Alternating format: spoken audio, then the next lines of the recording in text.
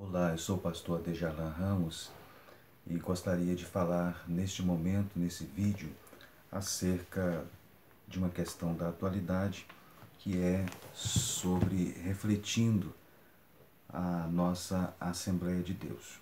Quero ler Gálatas capítulo 2, Gálatas capítulo 3 e versículo 3. Sois vós tão insensatos que, tendo começado pelo Espírito, acabeis agora pela carne? Eu estou aqui com um artigo que foi publicado no ano de 1989. Esse artigo foi escrito pelo pastor Estevão Ângelo de Souza, a Assembleia de Deus daqui a 50 anos. Esse artigo, escrito pelo pastor Estevão Ângelo de Souza, ex-presidente líder das Assembleias de Deus no estado do Maranhão, ele traz uma reflexão muito importante. Nesse artigo escrito há vários anos, ele fez a pergunta ou refletiu sobre como seria a Assembleia de Deus daqui a 50 anos. Ele, inclusive, nesse artigo, formula várias perguntas, formula várias preocupações. Ele, inclusive, disse, num dos momentos aqui desse artigo, nas linhas que compõem esse trabalho, formulamos uma pergunta cuja resposta só virá cabalmente daqui a meio século. Nesse tempo, disse ele, não estarei mais aqui para testemunhar os fatos que hoje são objeto de nossa preocupação. Ele disse, muitos outros, qualquer que seja sua condição espiritual, já estarão na eternidade.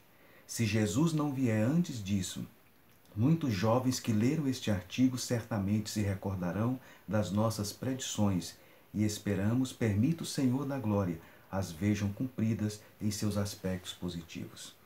Eu li esse artigo em 1989 e hoje volto a ler este artigo. E, concordando com as reflexões do estimado e saudoso pastor Estevão Ângelo de Souza, o pastor Estevão Ângelo, neste artigo, ele mostra sua preocupação com as Assembleias de Deus no futuro. Ele traz algumas questões que, segundo ele, a igreja deveria pensar. Ele disse que a história registra sobre o declínio espiritual de numerosos movimentos espirituais aos 50 anos de existência. E isso ele preocupava que acontecesse com as Assembleias de Deus. Como seria a Assembleia de Deus daqui a 50 anos? Perguntou ele. Porque é bem alto o índice de pessoas que necessitam de maior e mais profunda experiência com Deus. Ele fala sobre o vínculo divisório entre a igreja e o mundo, parecendo que forças estranhas estavam tentando obliterá-la. Ele fala também nesse artigo sobre as suas preocupações com as inúmeras divisões, as suas preocupações com a falta das manifestações espirituais e também do arrefecer do ímpeto evangelístico, missionário e também das manifestações pentecostais.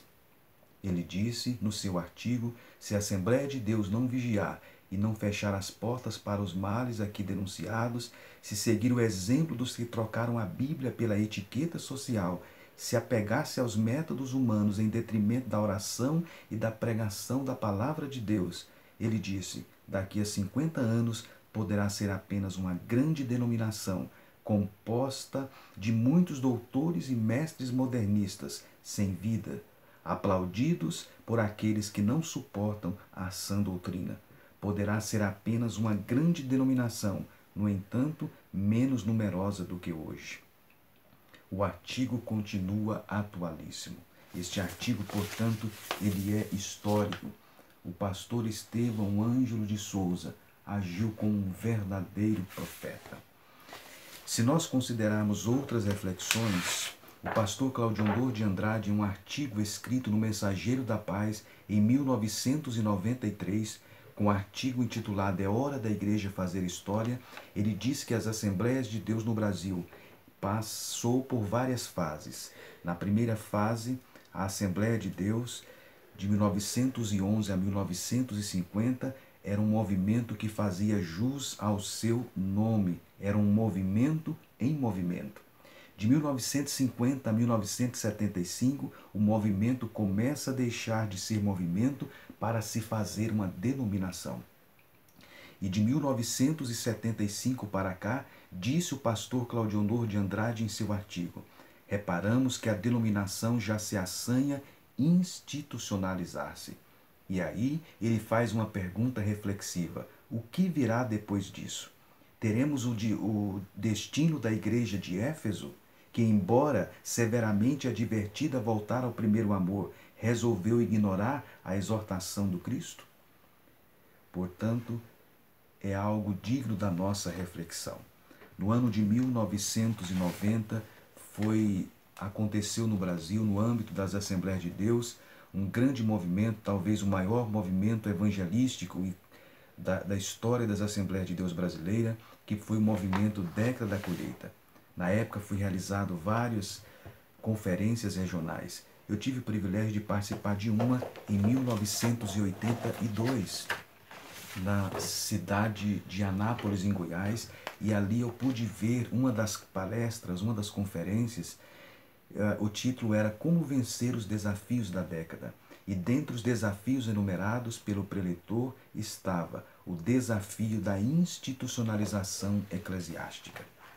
No ano de 1993, foi publicada uma revista especial sobre a década da colheita. O comentarista, o pastor Jeremias do Couto, ele abordou em uma das lições que falava sobre os desafios da década da colheita, ele enumerou,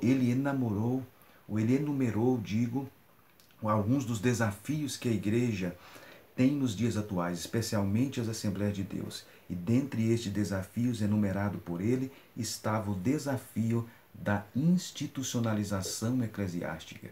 A igreja, então, deixa de ser um movimento e passa a ser apenas uma estrutura.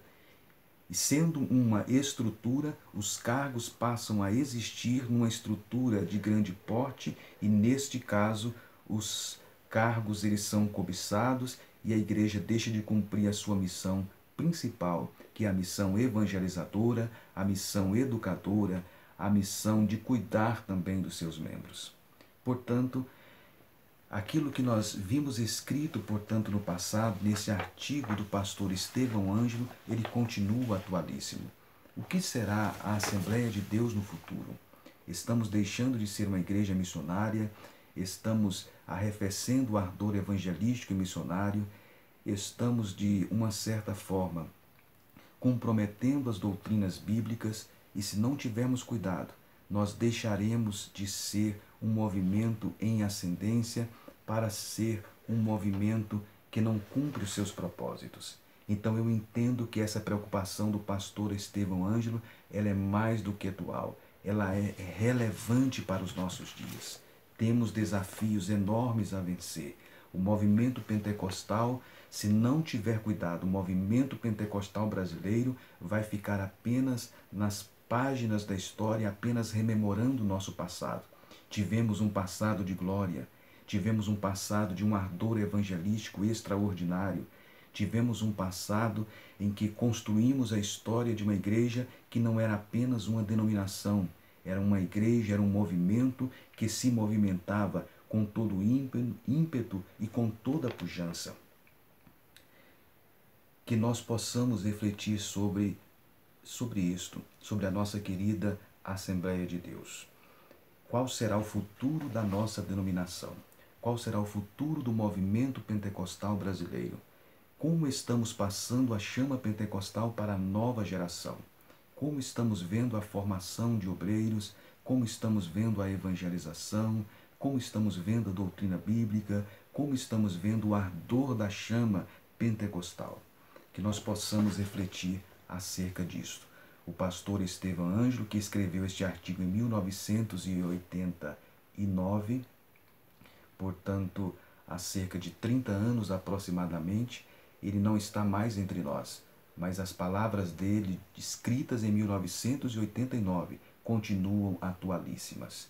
Como vai ser a Assembleia de Deus daqui a 50 anos? Não chegamos a 50 anos, em apenas 30 anos, nós estamos vendo que aquela preocupação dele fazia sentido. Aquela preocupação dele era jus E ele estampou isto neste artigo, portanto, histórico do nosso jornal Mensageiro da Paz. Que nós possamos refletir, que nós possamos pensar sobre a nossa denominação, os desafios que nós temos diante de nós, e que a nova geração de obreiros esteja comprometida com o reino de Deus, com a mensagem pentecostal, e que não venhamos negociar os nossos artigos de fé. Os nossos artigos de fé que não sejam negociados, que nós possamos manter dentro dos padrões bíblicos, da palavra de Deus, da doutrina bíblica, e mantendo a chama e o ardor que sempre caracterizou o movimento pentecostal. Paulo escreveu nesse texto que nós lemos: sois vós tão insensatos que, tendo começado pelo Espírito, acabeis agora pela carne? Que isto não venha a acontecer conosco.